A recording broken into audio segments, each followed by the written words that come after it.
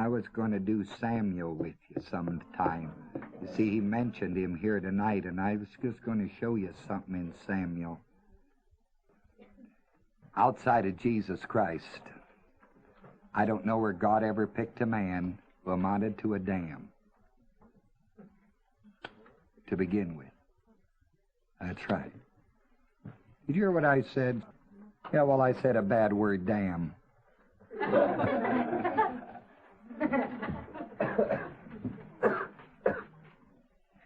Outside of Jesus Christ, I don't know, or I do not know of any man that God picked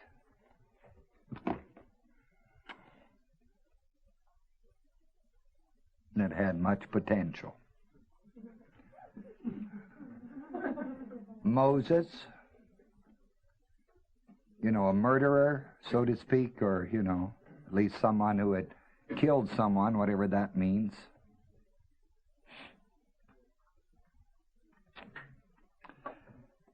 Got married to a real sexy unbeliever. The daughter of the priest of On, wasn't it?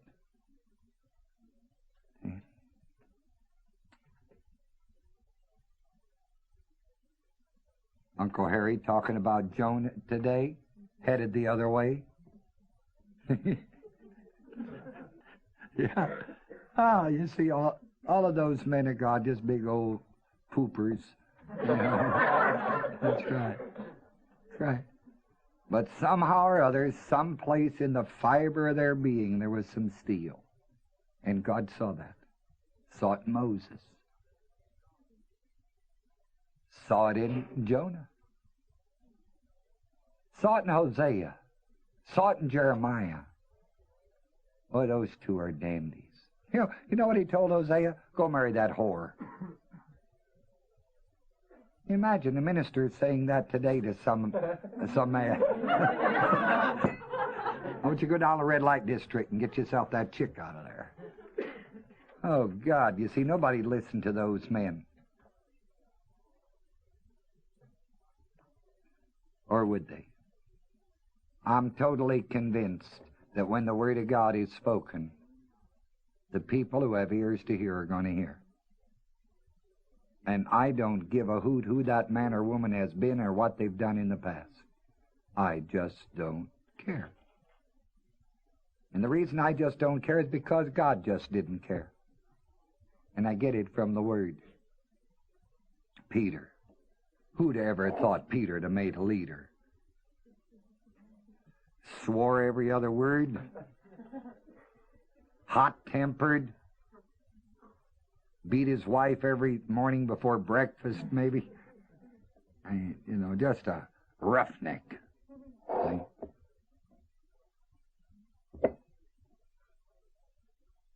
Matthew, IRS man. Internal Revenue, Boy, I go through those things in my mind, and you see, that to me is the greatness of our God. He has to start with what's available to him, but somehow or other, in the frailty of man, at least some of them, there is that steel that whenever God sharpens it, it's sharp on both sides. And for the time that they hold forth that word and cut it, you just sit in utter amazement of their ability. Samuel had no right to be a prophet, as you'll see. Again, the way the whole thing happened and everything else,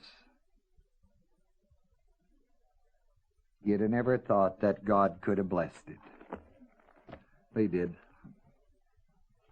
You'd have never thought God could bless us, but He did. So don't feel so cocky.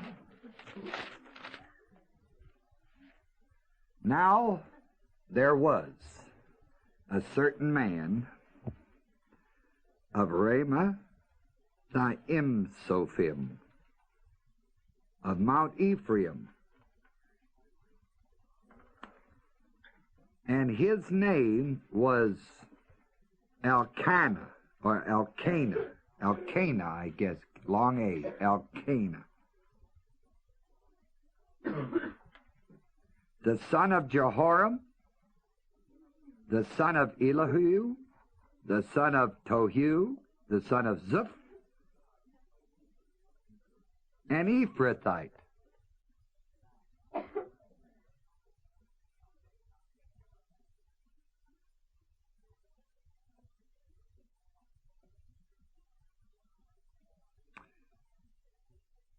Back there in the desk is a dictionary, a Bible dictionary.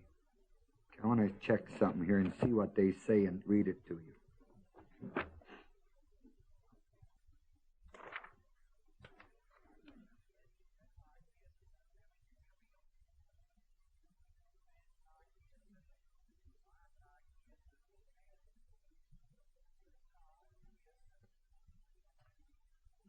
Now I'm on this Ephrathite business.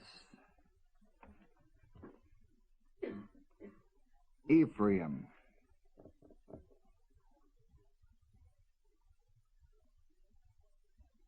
The second son of Joseph, born to him by Asna, the daughter of Potiphar, before the years of famine came. Genesis 46:50. The sick Jacob acknowledged, sick Jacob doesn't say in the Bible he was sick.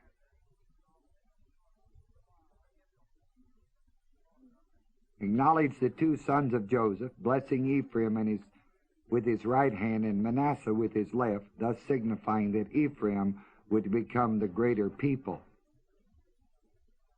That Ephraim did become a great tribe is shown by the census lists of Numbers 1:32 as 40,500, and Numbers 26:37, 32,005.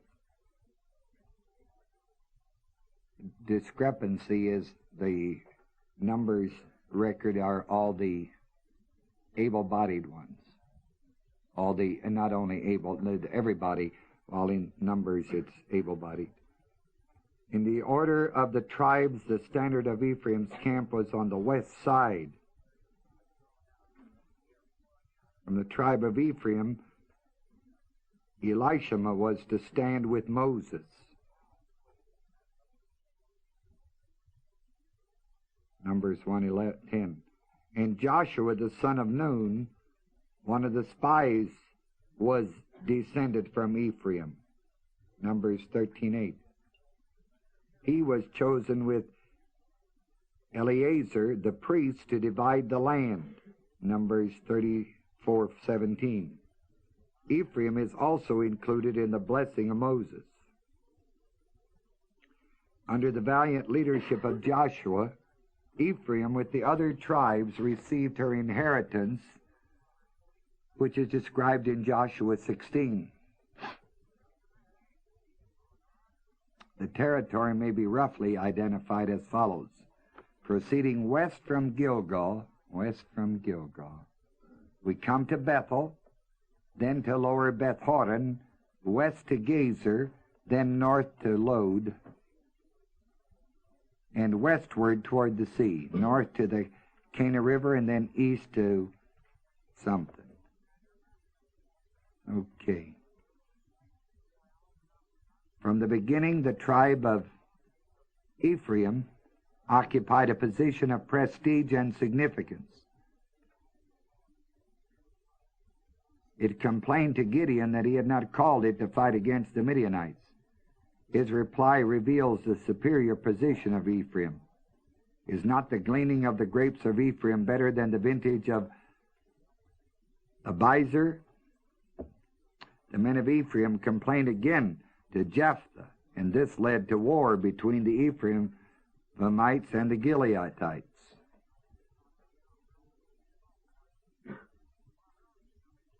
The prestige of Ephraim kept it from looking with favor upon Judah. After the death of Saul, Abner, Saul's captain, made Ishbosheth king over the northern tribes, including Ephraim. He reigned for 2 years, but Judah followed David.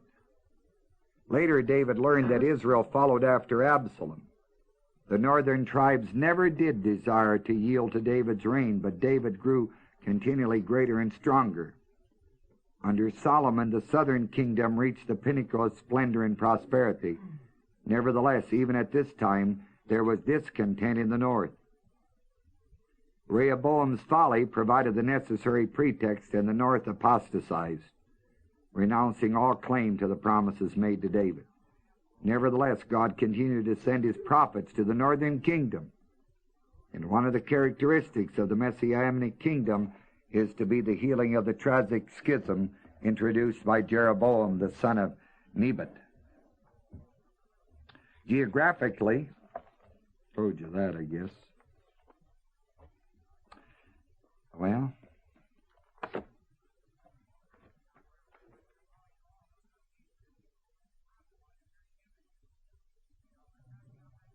reaches the Mediterranean about 4 miles north of Joppa. I understand that.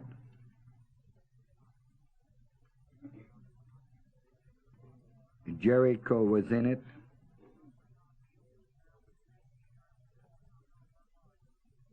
Shechem was in it.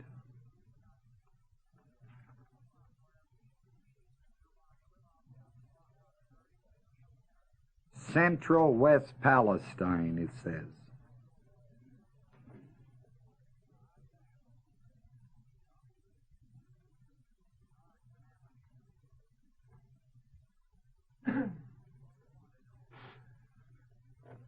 Okay. That's where this was. Remember now, Bethel is its main city, I guess.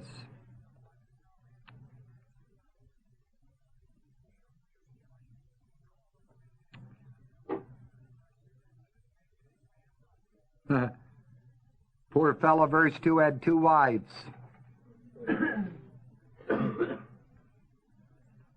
God can bring up anything out of a man who has 2 wives. 2 wives ain't the right man to have 2 wives. Well, he's gone. The name of the one was Hannah, and the word Hannah means grace. The name of the other was Peninnah. How's that? Peninnah. Is that it? Peninnah? Is that the way it's pronounced in P-E-P, Nina, P-E-N-I-N, Peninnah, N-A-H. Or is it Penina? No, it's a short umlaut over the I in my Bible, so it isn't long. Peninnah. And that means pearl. Why didn't they just say grace and pearl?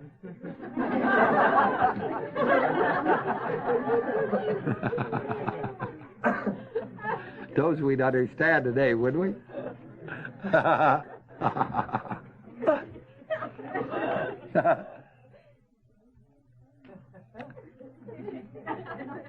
And Grace had no children. And this man went up out of his city yearly to worship and to sacrifice unto the Lord of hosts in Shiloh. In other words, he kept all the requirements of the law.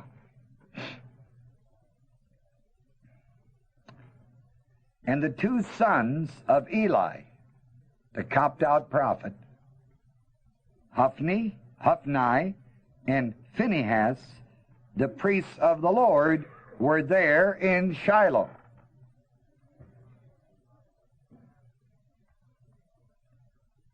And when the time was that Elkanah offered, he gave to Pearl, his wife, and to all his sons, and to her daughters, special gifts, portions, you know. But unto Grace, he gave a double portion. For he loved grace, but the Lord had shut up her womb. She didn't have any children. And that's an Oriental way of blaming God, but doesn't blame God. It's just the only way they say it. We know that the true God didn't shut up her womb, right? He doesn't do trips like that. But when something has occurred, then they use the Oriental way of saying the Lord had shut up her womb.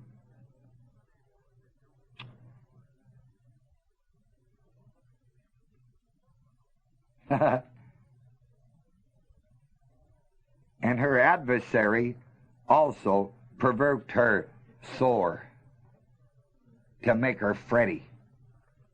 The old devil really worked on her, really teed her off. Because here Pearl was having all the kids and Hannah wasn't having any. She was having all the children. Lord had shut up her womb. And as this Elkanah, did so year by year, he went up. When she went up to the house of the Lord,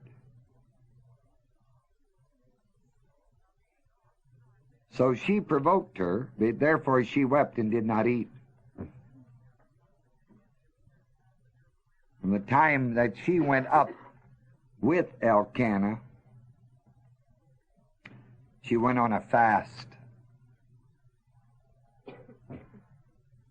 Then said Elkanah, her husband, to her, Grace, why you was so weepy and fretty? Why don't you eat? What you all shook about? What your heart grieved about? Am not I better to thee than 10 sons?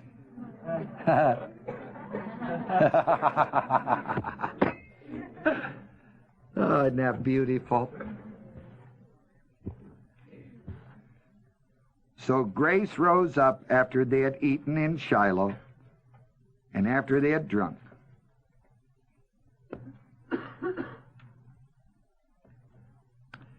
Now Eli, the priest, sat upon the judgment seat by a doorpost of the palace temple of the Lord.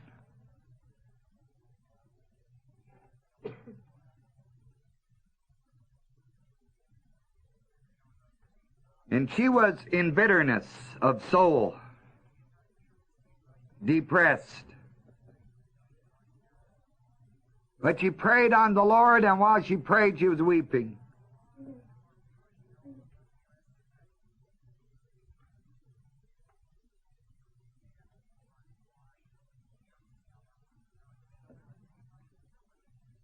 I do not believe she would have recognized that it was Eli sitting there. You know, he was just sitting back, leaning back in his chair against the post, smoking his pipe. And she vowed a vow. And this is the vow. O Lord of hosts, if thou wilt indeed look on the affliction of thy handmaid, and remember me, and not forget thine handmaid, but will give unto thy handmaid a man-child, then I will give him unto the Lord all the days of his life, and there shall no razor come upon his head.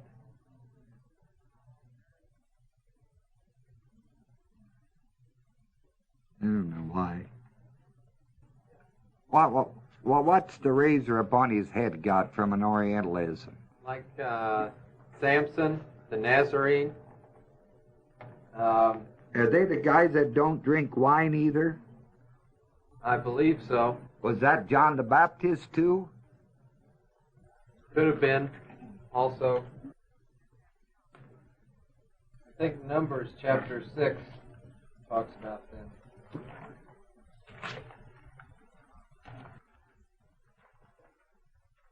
The Nazarite vow is when you take the vow, no razor shall come. You shave your head, all your body.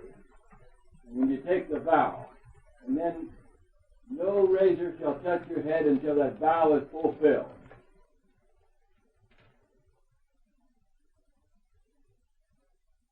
That means he would never, as long as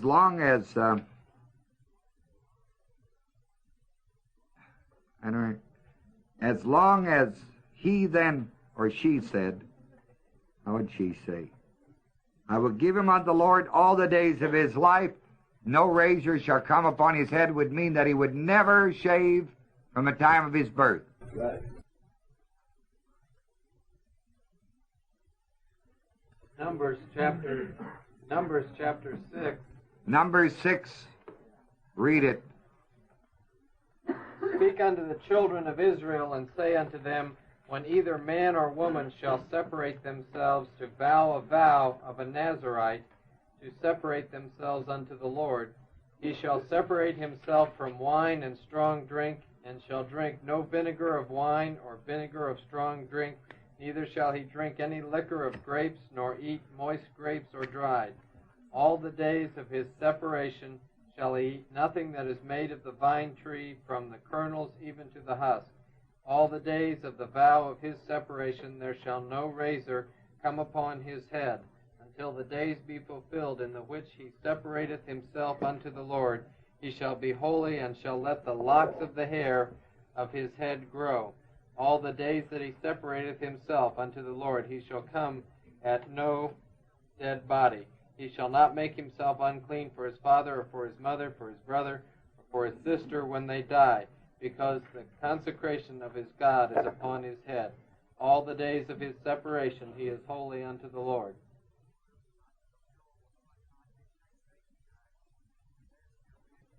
That would mean, from what he just read and what George said, that from the time of the birth of Samuel until his death, he would never shave. Right? Whew. Pretty good.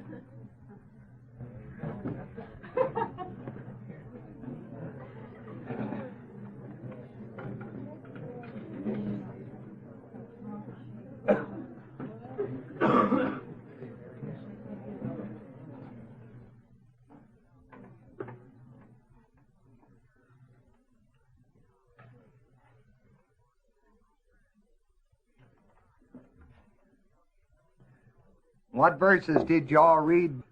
I read verses 2 through 8, but there's more to it in there. 2 through 8, and there's more to it. Okay. You can check it then. Verse 12. Came to pass as she continued praying before the Lord, Eli watched her mouth move, marked her mouth.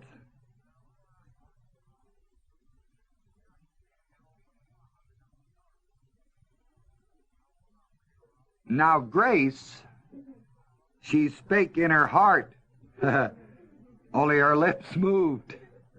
In other words, she didn't speak out loud. She just sat there and went.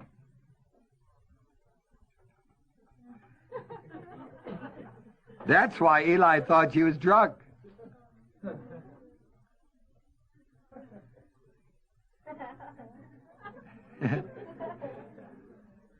And Eli said unto her, how long are you going to be drunken?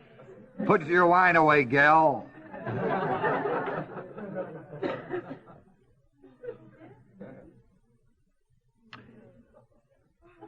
And Hannah answered and said, no, my Lord. I'm a woman of a sorrowful spirit. I'm burdened. I've drunk neither wine nor strong drink, but I poured out my soul before the Lord. Count not thy handmaid for a daughter of the devil, Delilah. For out of the abundance of my meditation and grief, my heaviness, have I spoken unto the Lord hitherto.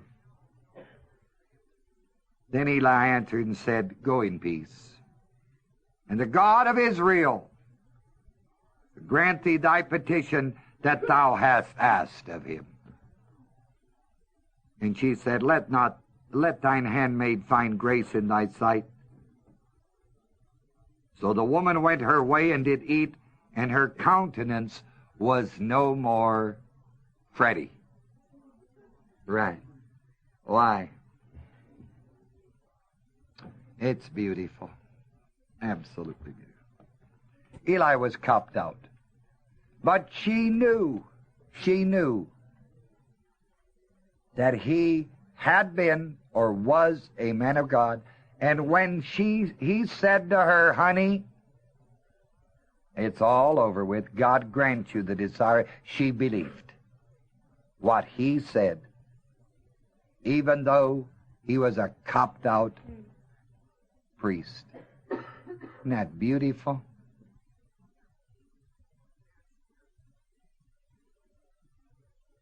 And they rose up in the morning early and worshipped before the Lord, returned and came to their house to Ramah. And Elkanah knew Hannah his wife. That means she became pregnant. The Lord remembered her.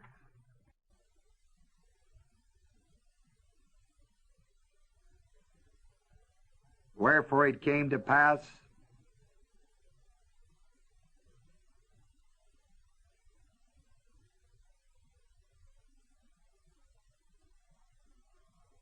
when the time was come about, 280 days after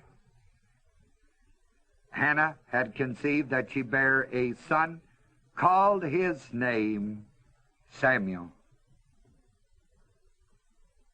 And the word Samuel means in revolution of days, or in asked of God is what it means.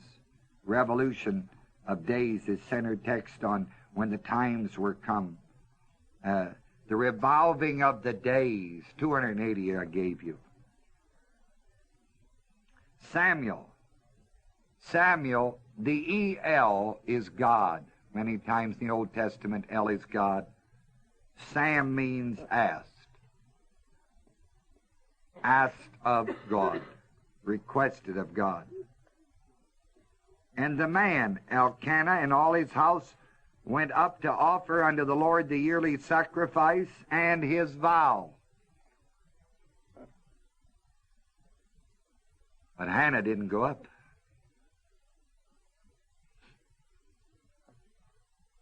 For she said unto her husband, until the child be weaned,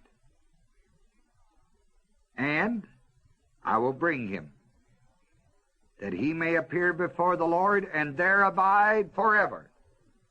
Now, you know the word forever has to have a different meaning than it does at other places where it says forever. That's why context forever means as long as he what? Lives.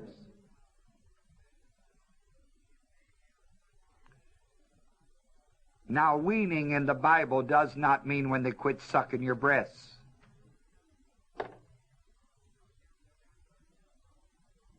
Weaning in the Bible means when they get old enough to take care of themselves, 11 or 12, someplace in there.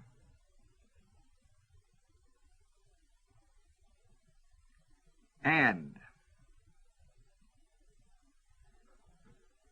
Elkanah her husband said unto her, do what seemeth thee good, tarry until thou hast weaned him. Only the Lord establish his word.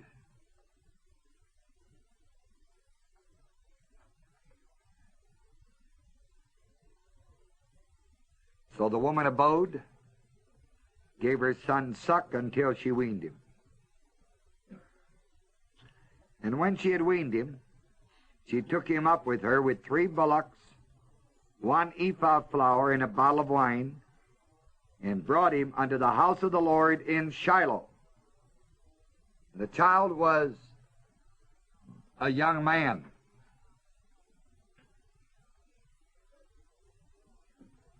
And they slew a bullock and brought the child to Eli. And she said, O my Lord, as thy soul liveth, my Lord, I am that woman who stood by thee here praying unto the Lord. For this child I prayed, and the Lord hath given me my petition which I asked of him. Therefore also have I returned him whom I obtained by petition to the Lord. As long as he liveth, he whom I obtained by petition to the Lord is the Lord's.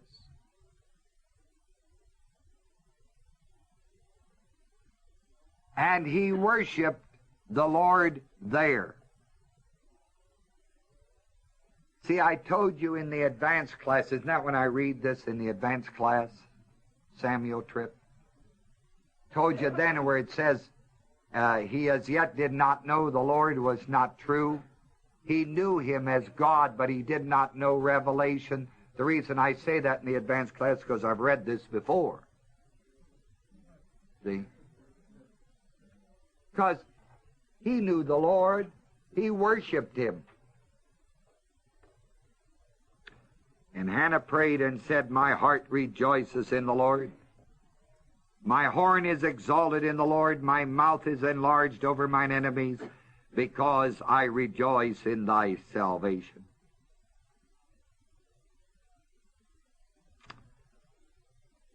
Well, I'm too tired to teach you all this, but I'll read it to you, okay? There is none holy as the Lord, for there is none beside thee. Neither is there any rock like our God. Talk no more so exceedingly proud. Let not arrogance come out of your mouth. For the Lord is a God of knowledge, and by him actions are weighed.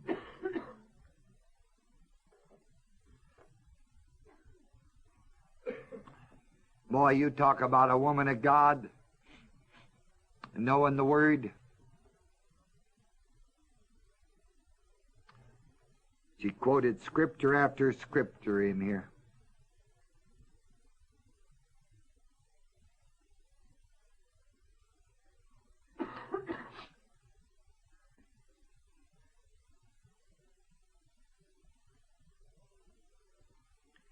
The bows of the mighty men are broken, and they that stumbled are girded with strength.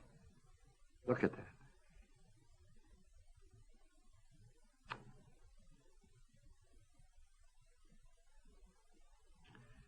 Samuel was not in line to be a prophet.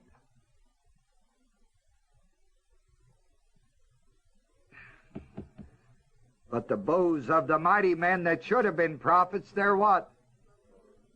They that stumbled are girded with what? Boy, oh boy.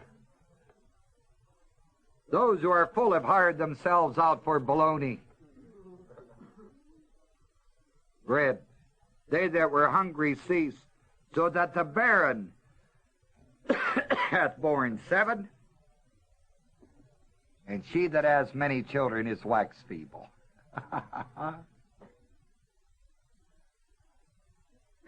The barren did not bear 7. She bore what? Perfect 7.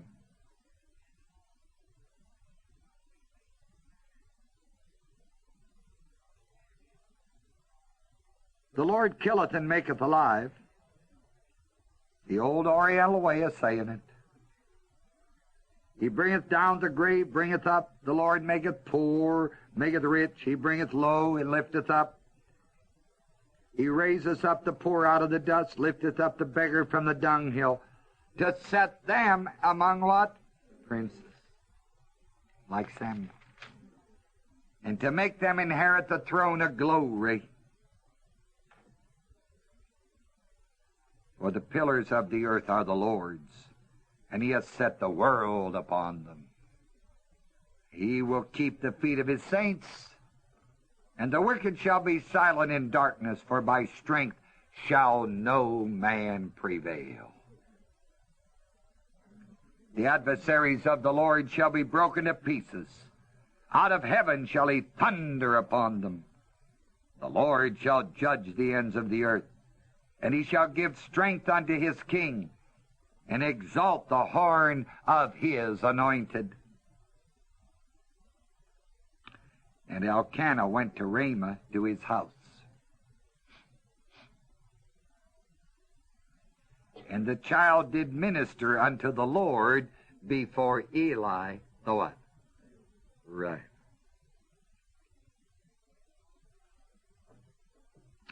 Now the sons of Eli were the sons of Belial. Ha ha! They knew not the Lord.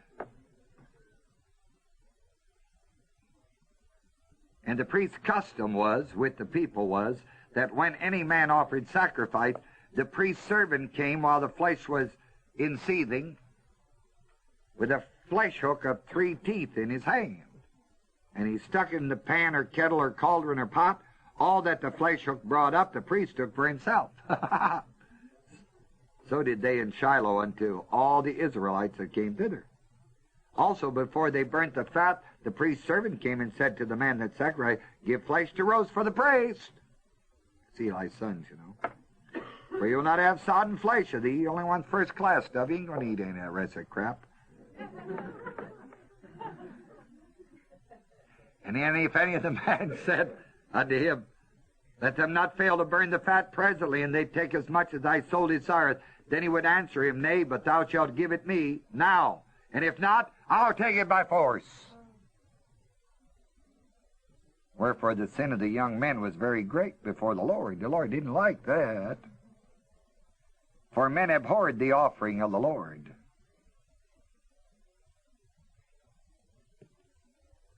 But Samuel ministered before the Lord, being a child girded with a linen ephod. Moreover, his mother made him a little coat. Her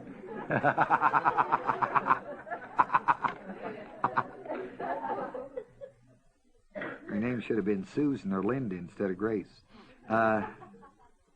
And brought it to him from year to what? Year.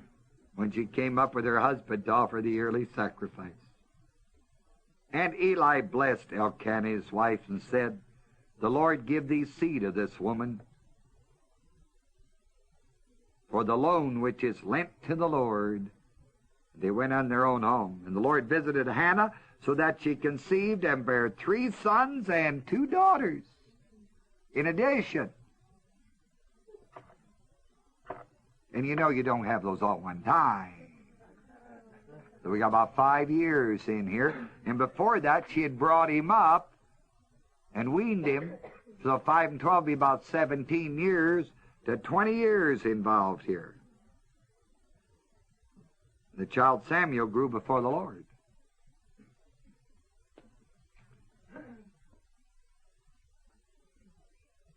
See, I believe that Samuel was somewhere over 30 when the 3rd chapter comes to pass. That's why I'm just showing you some of these things. He was 12, maybe 13 when he went in, and then she had these other kids. And if you gave him 2 years between each one, you'd have 10 years out of 5, I guess. So you see, he'd be 22 anyways, but, you know, if you gave her 4 years, she'd be that much older. I don't know. It's interesting. Now, Eli was very old in verse 22. Heard all that his sons did unto all Israel, how they lay with the women that were assembled at the door of the tabernacle, the congregation. Now God's going to get mad. That's what's remarkable. He wasn't mad at Elkanah because he had 2 wives. But now he's going to get real damn mad at Eli and his sons, not because they're laying women or have wives, but because of where and what's involved. That's what you got to see in the Word.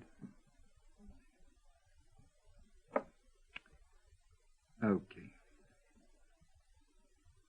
And he said unto them, Eli said unto him, Why do ye such things? For I hear of your evil dealings by all this people.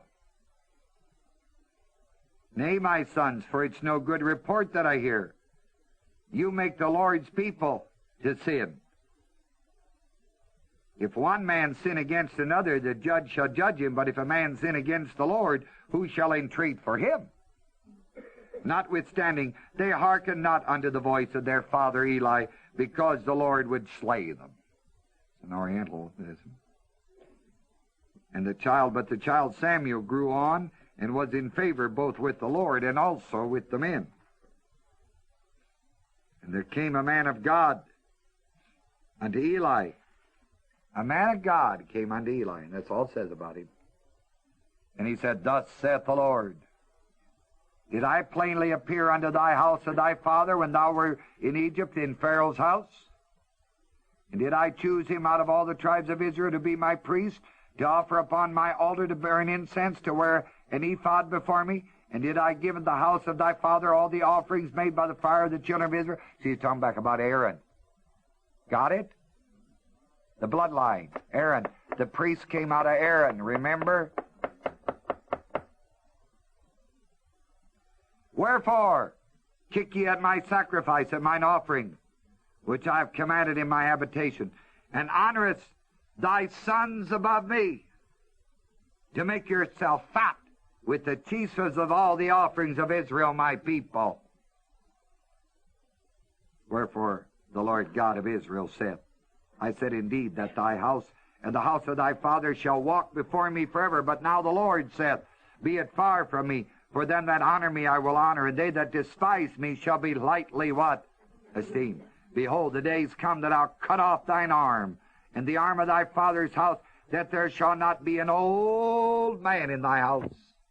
In other words, you're not going to have any progeny. And thou shalt see an enemy in my habitation, in all the wealth which God shall give Israel. And there shall not be an old man in thine house forever. And the man of thine, whom I shall not cut off from my daughter, shall be consumed thine eyes to grieve thine heart. All the increase of thine house shall die in the flower of their age.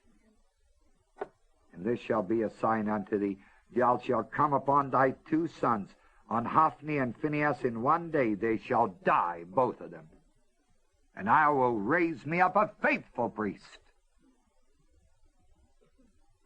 that shall do according to that which is mine heart and my mind. And I will build him a sure house, and he shall walk before mine anointed forever. And it shall come to pass that every one that is left in thine house shall come and crouch to him for a piece of silver and a morsel of bread, and shall say, Put me, I pray thee, into one of the priest's offices, that I may eat a piece of bread. Pretty hard, huh? Why? Because Eli had copped out. If Eli would have taken his two sons and chopped their heads off with an axe, God would have stood up shouting in heaven.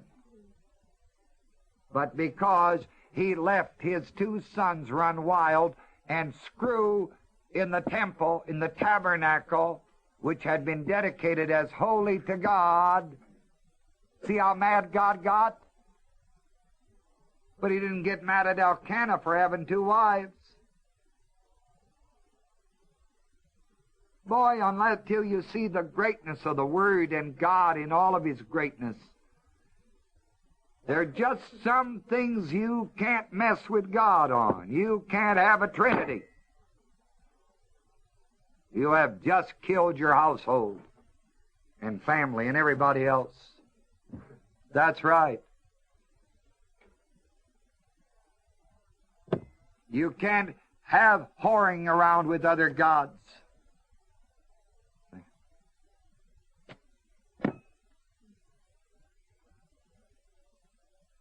That's the record of this boy Samuel. Came from a family where a man had two wives. But that didn't stop God. But those wives, especially the second, I don't know about Pearl. She got a good name. But I know Grace was a right-on, God-fearing woman. Loved God, wanted to do her best for God, did her best. And boy, when she made a promise, she kept it. She kept it. When she made a commitment, it was right on to God. Boy, when she made that commitment to God. We were talking today about you make a commitment to God that you get in the core. Honestly. It's like the vow we were reading about.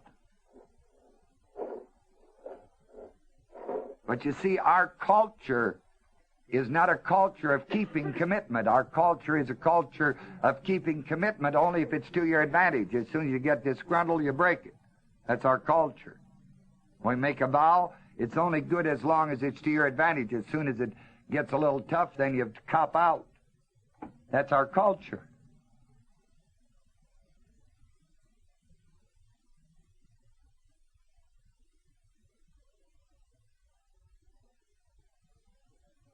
Like when people make a commitment to go WOW.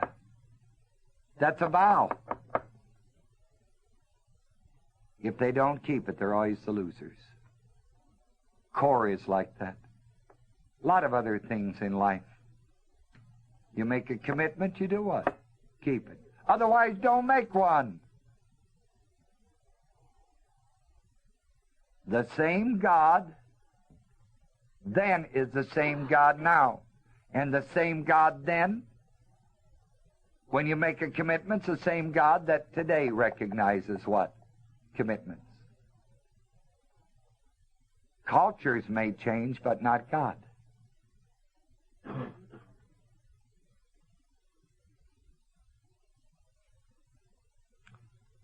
Someplace in the Word it says it's better not to make a vow than to make one busted. So don't make one, unless you mean to keep it.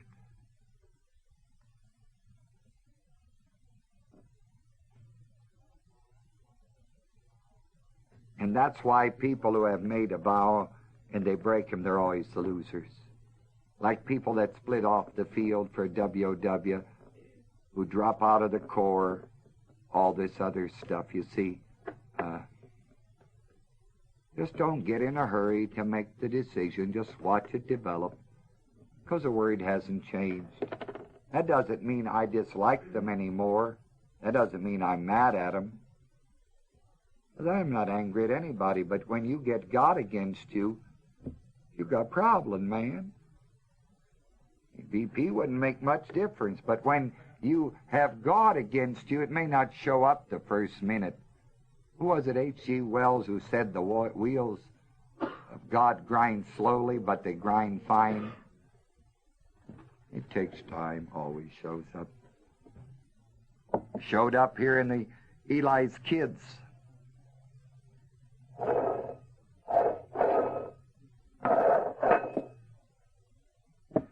It says in the Word to the church that if a man can't rule his own house, he can't rule what? That plain enough?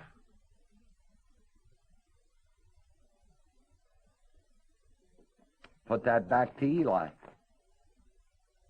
That was a called-out group from his day. He couldn't handle his own kids. That's why he copped out. That's why he lost his ministry as a prophet.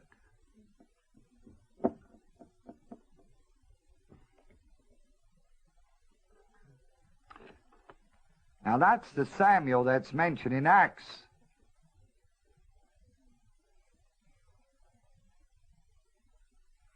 Quite a man.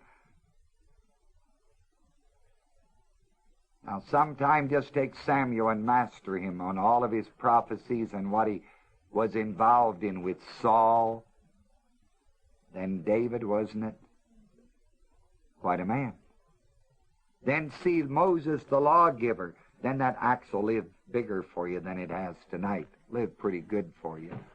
But to live bigger yet. Live bigger yet. Because it's all there, kids. Well, that's all we're going to do tonight.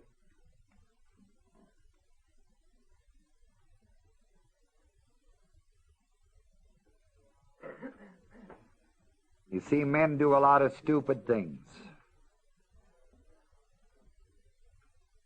A lot of different things. But God, He doesn't look on the outside of man. He looks in the soul, and God sees things that man never sees.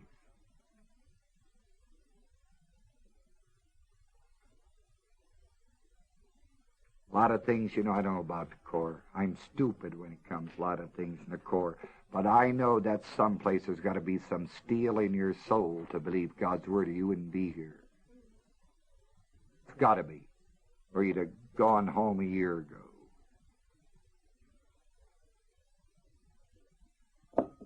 Because it just can't be fun to get up at 5 o'clock every morning, 7 days a week, when you were at home and could sleep in till 11. Stay up all night, watch TV. Have mom and dad to pay all the bills, and you stay stupid. See? So to be in the core, it's got to be a reason. Far bigger than I know. It's big, but I know it's big, but it's got to be bigger than I know. And that's why I like to see men and women watch for detail and start developing some of the greatness of the potential that lays within you. There's got to be tremendous quality and caliber in you, men and women. Else you wouldn't be here. So, quit stewing.